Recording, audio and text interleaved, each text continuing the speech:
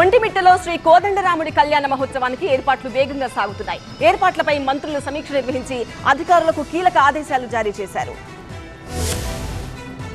ఒంటిమిట్ట శ్రీరాముల కళ్యాణ మహోత్సవం కోసం ప్రభుత్వం విస్తృత ఏర్పాట్లు చేస్తుంది. ఈ నెల 11న సీఎం చంద్రబాబు స్వామివారికి ముత్యాల తలంబ్రాలు, పట్టు వస్త్రాలు సమర్పించనున్నారు.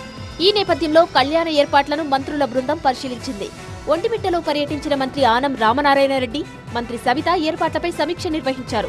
11న జరగనున్న సీతారాముల కళ్యాణోత్సవం పండుగ వాతావరణంలో భక్తులందరూ వీక్షించేలా ఏర్పాట్లు చేపట్టాలని మంత్రి ఆనం రామనారాయణ రెడ్డి ఆదేశించారు. భక్తులకు ఎలాంటి ఇబ్బంది కలగకుండా ఏర్పాట్లు చేయాలని అధికారులకు సూచించారు. కళ్యాణ వేదిక, గ్యాలరీలు, రోడ్లు, బ్యారికేడ్లు, పార్కింగ్, విద్యుత్, ఇతర క్లీనింగ్ పనులపై అధికారులకు దిశానిర్దేశం చేశారు. సీసీ కెమెరాలు, డ్రోన్ కెమెరాలు పెంచాలని, వేసవి నేపథ్యంలో ఫైర్ సర్వీస్ మరింత అప్రమత్తంగా ఉండాలని సూచించారు. భక్తులు వెలుపలికి సులువుగా వచ్చేందుకు వీలుగా ఏర్పాట్లు చేయాలని, పార్కింగ్ కోసం ప్రత్యేక ఏర్పాట్లు చేయాలన్నారు.